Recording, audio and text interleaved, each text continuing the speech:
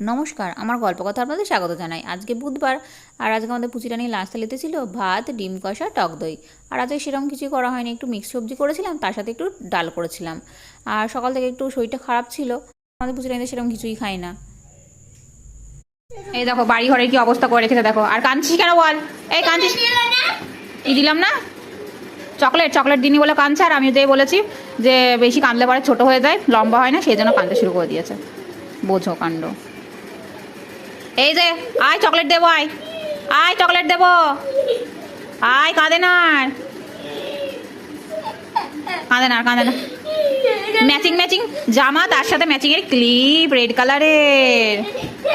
আর বিছানার কি অবস্থা করছিস বল? এগুলো কি কর? এই যে চকলেট আনতে গেছে। কোথায় চকলেট?